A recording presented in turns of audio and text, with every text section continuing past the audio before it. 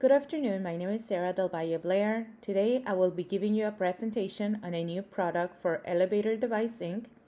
The new product is heat-activated smart TVs. Our objective is to launch a new product of heat-activated smart TVs to the market in North America, Europe, and Asia. Our plan will be to develop a supply chain management plan for the new product of heat-activated smart TVs.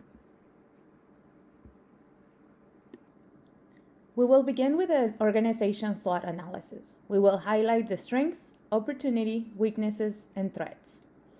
To start with strengths, the company's reputation for high-quality products and services. The company has established distribution and supply channels, as well as a manufacturing plant operations. For weaknesses, there's no brand recognition in the TV market. There's lack of experience in the TV market.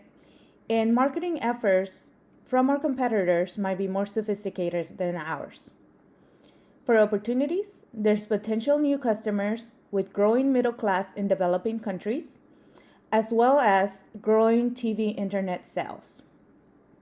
For threats, there's increasing piracy and patent issues, instability in host country economics and social economics, currency fluctuations, strong competition from market leaders, and rapid advances in technology.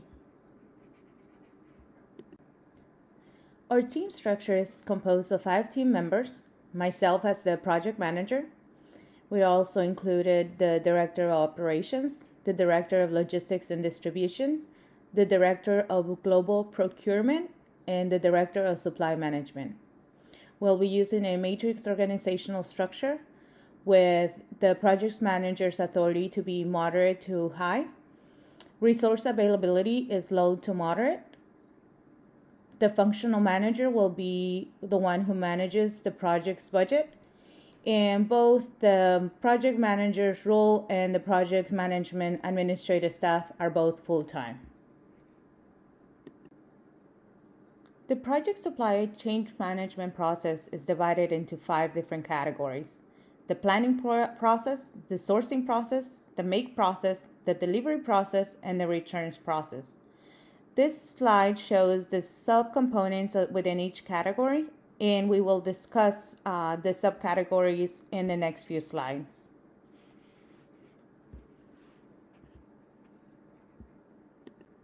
As you can see from the project's Gantt chart, this project should take a number of 12 weeks to complete. You can also see the estimated time allotted for each task, and you can also see the approximately week each task is going to start and when it's going to end. So moving on into our project planning process, we have used the center of gravity method to identify our manufacturing production location. We will expand our current facility in Tijuana, Mexico, and we have decided to have 4 distribution centers / warehouses, 2 in the United States and 1 in Europe and 1 in Asia. As far as our market location, we will sell our products in North America, Europe, and Asia. For forecast decisions, we have used a qualitative forecast method known as market research, which bases the forecast of our current purchasing patterns and also the attitudes of the current market customers.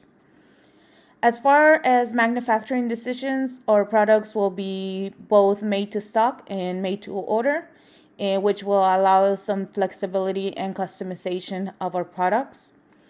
As far as outsourcing decisions, or manufacturing supplies and components will all be outsourced from China. Our project's budget is a total of $8 million, and you can see from the slide we have a breakdown of the different spends categories and the estimated or the projected expenditures and costs per category.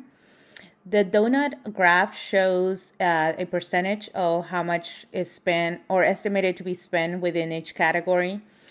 And the bar graph shows a comparison between estimated expenditures and actual expenditures.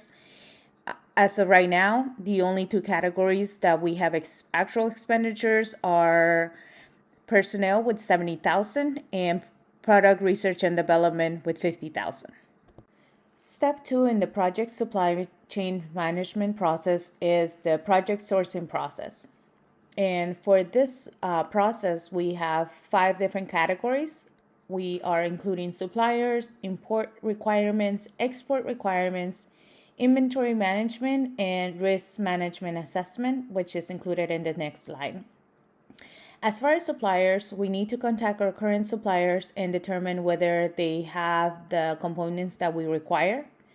If they don't, then we need to start vetting new suppliers. And once we complete that process, we need to negotiate contracts. For import requirements, we need to do a goods classification to determine which goods will be categorized as what. We will also need to do a calculation of tariffs and duties. We need to apply for licenses and determine transportation modes. For export requirements, there's some similarities with import requirements. We need to apply for licenses, determine export requirements, and determine transportation requirements.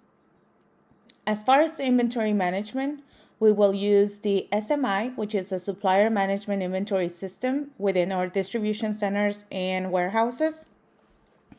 As far as our manufacturing plant, it will use a combination of SMI and the two-bin system. And we also have to determine the service level policy. The last subcomponent of the project sourcing process is a risk management assessment. We have broken down risk assessment into 5 categories: demand, technical and security, cost management, suppliers, and operational risk. As far as demand, there could be forecast errors and demand variability, competitor moves, risk affecting customers. For technical and security, it could include information security incidents, piracy and patent issues, and physical security threats. As far as customer management, cost forecasts could be inaccurate, so there will be a cost assessment conducted weekly, and currency fluctuations that could both affect revenue and expenditures. As far as suppliers, we will have inbound product quality, transit time variability, and differences in cultural and language. For operational risk, we have inventory ownership, asset and tool ownership, and product quality and safety. The third step in the project supply chain management process is the project make process, which includes 6 sub-components. First, we will test the product, and it will be conducted during the research and development process and will continue during the product's life cycle. Second, the product's packaging. It will be determined based on exporting and shipping requirements and will be compatible with the organization's sustainable efforts. For product release, we will release the product release date and location will be determined after the completion of product testing and compliance evaluation, and it will be coordinated with the marketing department. For data storage, we will use existing software to analyze the data and improve decision making across the supply chain, and also use current CRM software. As far as performance measures, we will use a combination of strategies to include parallel analysis to identify critical problems. We will use the fill rate and inventory turnover. As far as regulation compliance, we will identify applicable regulations and laws and compliance requirements, and we will document our compliance process and monitor any changes. The fourth step in the project supply chain management process is product delivery process. And this is broken down into 4 categories: customer service procedures, distribution strategies, transportation strategies, and import and export strategies. So first, customer service procedures. We will have distribution centers that will have a customer service department. Customer service will have regular business hours based on locality, as well as an optional automated customer service that will run 24 hours. We will have multiple language options, and we will use our current CRM software. For our distribution strategies, we will use cross-docking for our distribution centers and warehouses. For our Oconus locations, we'll have 2 distribution centers, one in Austin, Texas, and one in Ontario, California. For our Oconus locations, we will have another distribution center in Frankfurt, Germany for our European market, and one in Mumbai, India for our Asian market. As far as transportation strategies, for Oconus, we will maintain transportation mode. Our main transportation mode will be road and air. For overseas, we will use intermodal transportation, and we'll use the piggyback transportation, which integrates both truck and rail transportation. As far as import and export strategies, we'll determine shipping requirements and costs using economy of scale and economy of distance. And we will use intramodal transportation that minimizes the damage to products, as well as is resistant to supply chain distribution. Mostly we will use water as well as air. The last step in this project supply chain management process is the project return process. And again, we have divided this into 4 different categories, subcategories: the project return process, the management performance, management cost, and return products. For product return process, the return process will be initiated by the customer service department. We also need to define the warranty criteria, and we will also need to determine the process for end of cycle items. As far as management performance, we need to identify goals and objectives, use the current customer relationship management software, and as well as evaluate customers' feedback. For cost management, we need to monitor actual expenditures to budget amounts and track expenditure for both packaging and transportation, and determine recycling waste and waste cost. For return products, we need to define the return process, establish packaging and transportation requirements, and determine what items can be recycled and what are waste. Hopefully this gives you a good overview of the entire project's supply chain management process, and thank you for your time.